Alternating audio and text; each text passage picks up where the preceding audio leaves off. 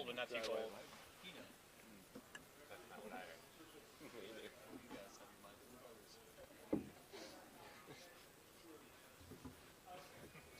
Okay, yeah. Now you notice we are on.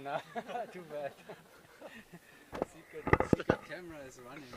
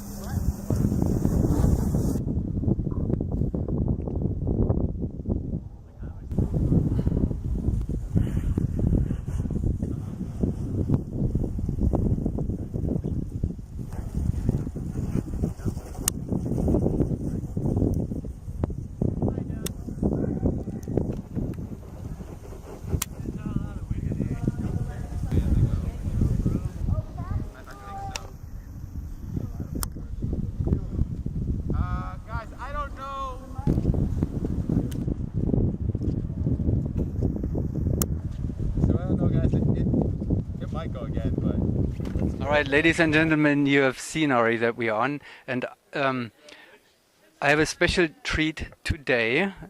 We are at the end of January, last day in January 2017, and SDC Rhythm XP is training at Skydive Sebastian. It is almost like an annual reunion here. How many times have we done that now? No, but several for sure. Yeah. A lot of things have happened in that 1 year since we met here. One thing is the same though, and that's the lineup. Well, not really. You have one new videographer. Can you introduce him to us, please? Well, maybe you want to introduce Adam. yourself. Yeah. Well, how about yourself? Hi, I'm Adam. I am the new videographer, and I've been scouting for 7 years now, I think. And so yeah, I'm really excited to join Rhythm. Been shooting video for a couple of years, and really looking forward to this year.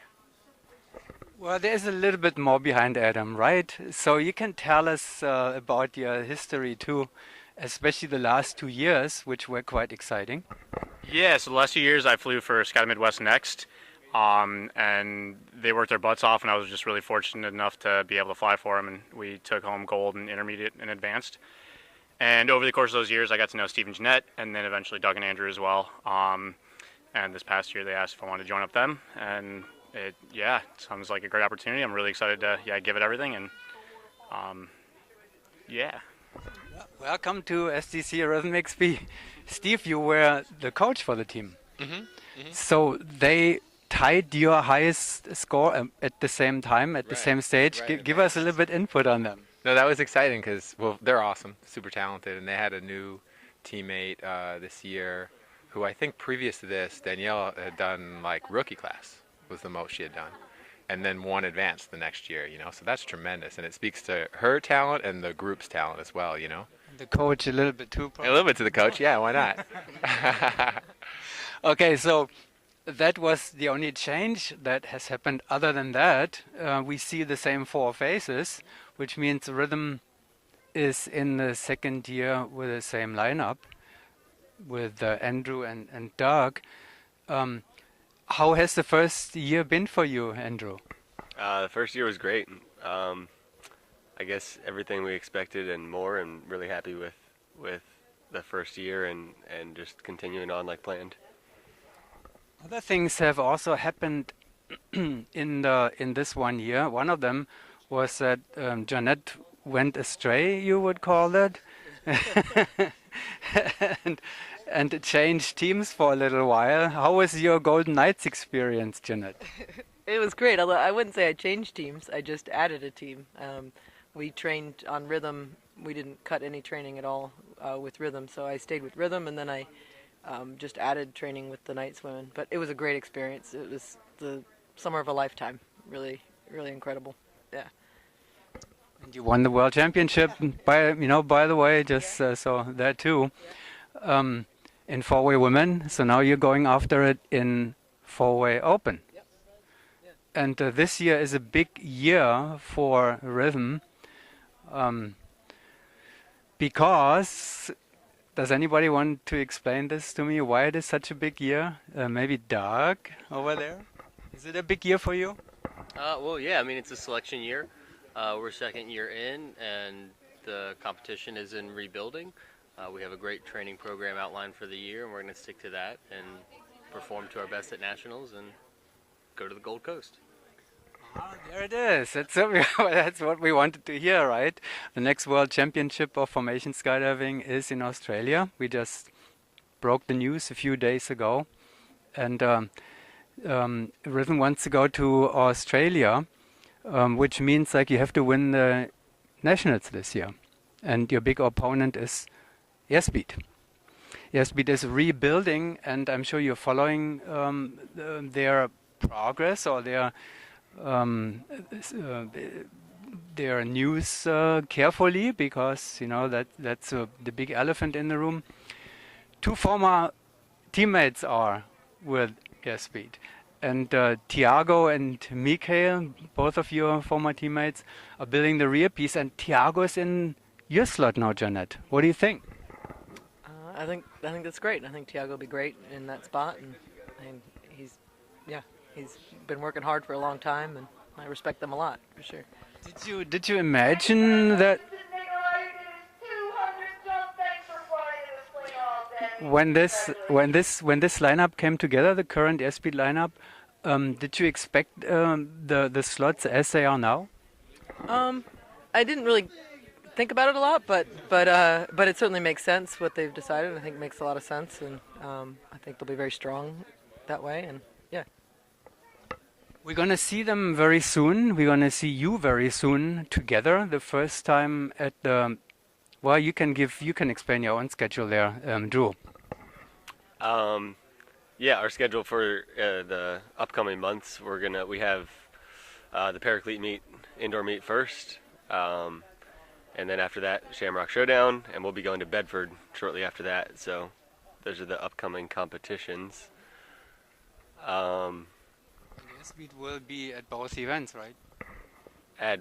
Both Paraclete indoor meet and Shamrock. Yeah, not World Challenge. Even though they plan to travel this year too, I think they would like to win the qualification event for the FAI indoor competition this year. So, can you explain that a little bit to the audience? What's going on there actually, as of how to get to that event in Canada? I understand that you qualify by participating in the indoor meet in Virginia in April. So you can lose at Paraclete, that's all right, and then you win in April, and then you go. Yep. Yeah. Sorry. Yes. Mm-hmm. So that's the situation as it presents itself. Paraclete is coming in February, and the qualification event is following in April after the World Challenge. So that gives you a pretty busy travel schedule. Yeah, Doug, we're not participating in that Virginia one. You're not? No. Oh, so you cannot qualify for the for Canada anyway. Right. But you're going to Bedford. Yes. Okay, explain, please. We've gone to Bedford many times, and it's just such a great competition. It's run really great. The competition's great. It gives us different competition. Like here in the U.S., we compete against the same teams every time. There, it's just a different experience. It's very reliable. We know what we're going to get when we go there. So we decided to do that meet, and then the I'm sure the Virginia Beach meet will be great, but our goal is really the Paris Nationals and then the World Meet afterwards. So we wanted to stay focused on that, and so That makes a lot of sense, and as it sounds to me, and you will also eventually meet the team again that you want to beat next year in Australia, right? Which is NMP-PCH Hayabusa, the indoor and outdoor world champ. Doug, if you look back in your career, would you have ever thought that you would compete directly against and trying to beat the Belgian indoor and outdoor world champions? Yeah, I mean that was my whole goal getting into it. So I would say that at some point, yes, I was striving to compete against everybody and be the best of the best. And you have your long-term buddy still with you that you have shared, Andrew. You've shared a lot of things and a long time together. Yeah, we started our first team together at Virginia Tech and have been on the same team ever since. I remember that at a different time, and that is 7 years ago now, in 2009, I had both of you in front of the camera in the Spaceland. What happened there? That was the year that we won the intermediate. That was our first year competing at nationals with the VTSD, the Virginia Tech team, and we won intermediate at nationals. Two original members of that team will now compete and try to challenge Hayabusa in Bedford. So that must be quite exciting, I guess. All right.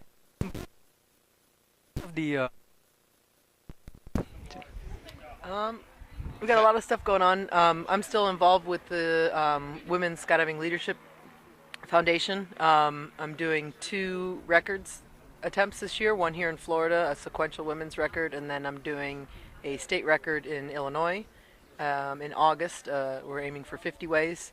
And then Christy's also working on some a program, a mentorship program, and getting women trained up in that to go out and spread good information to skydivers all over the U.S. So that's been exciting, and I'm working with a team, Phoenix XP, out of Paraclete, an all-women's team that I'm really excited to be working with, and also Jetstream Tango I'm working with again this year, and so just really excited about everything I got going this year. And we have the Midwest Skydiving League at the same time, and Steve will post a schedule very soon. Yep. We're going to have 4 meets as usual before nationals in the Midwest Skydiving League, and I am going to post that very shortly. I have an 8-way team. I know you guys each have 4-way teams, right, that you're coaching or player coaching. Besides a lot of tunnel events and competition-wise, we're also going to do the Paraclete outdoor meet that they're doing. When is that? June 10th. So we're excited to see that, and my understanding is that Airspeed's going to that as well, and the Knights, so that'll be good competition. It's like the old America's Cup, as it sounds. Yeah. So that. We're going to. Did you say the World Cup? Yeah. We're planning on going to the World Cup in Germany. Well, we're going to share the travel agenda with at many different locations this year. Great. September, right? Yep. August. Yep. And that is like how much time before the USBA Nationals? Well, It's like the beginning of August, Yeah. the first So first maybe week of 5 August, weeks, and then something like yeah. Well, they have good beer there too in Yeah, Germany, yeah, especially. yeah. What would you know? And then, Steve, you also had another new project you showed me earlier, an amazing app. Yeah, we've been working hard, honestly, like a couple of years on the app that now is available for iPhone and Android. And it's meant for newer skydivers in their first couple hundred jumps, or for coaches that are sort of looking for guidance on how to instruct on stuff. So it includes sort of 4 sections. It's got a number of 2-way drill dives, 3-way drill dives. It's got basic flying skill stuff, so slow fall, fast fall, forward, back, that kind of stuff, body position type things. And then it's got another section that's sort of the basics that sort of follow you through your day as a skydiver at a drop zone. So showing up at a new drop zone, preparing a dive, being in the boarding area, loading the plane, exiting the plane, free fall. It kind of walks you all the way through to packing, and gear checks. And it's really meant to be, there's a lot of good information, but there's a lot of also not so good information. And there's a certain extent to which you kind of have to get the luck of the draw of whether you're exposed. Yeah, well, depending on the drop zone you're at, you may be exposed to really, really great resources or not so much. So our idea was have a great coach in your pocket. That's what the app is meant to be. Okay, so all the indoor Cloud League participants and tunnel kickers and beginners in skydiving, we will introduce that program with a story. It's called Rhythm Skydiving 101. Sorry, I might as well give the name. No, that's fine. That's exactly what we need to know. And by the way, Janet, you said one of your teams was jumping indoor Cloud League sequences at Paraclete last week. That's right. Yeah, with Phoenix XP, I was just with them this past weekend up at Paraclete, and they did they did the AA and the AAA. So. I can't wait to see it. Let's see if they can beat the bad boys. All right. Well, thank you very much for taking some extra time here at the end of the training day, and good luck for all the events. And we'll see you many times this year. And we'll repeat this hopefully next time we'll be at Paraclete, right?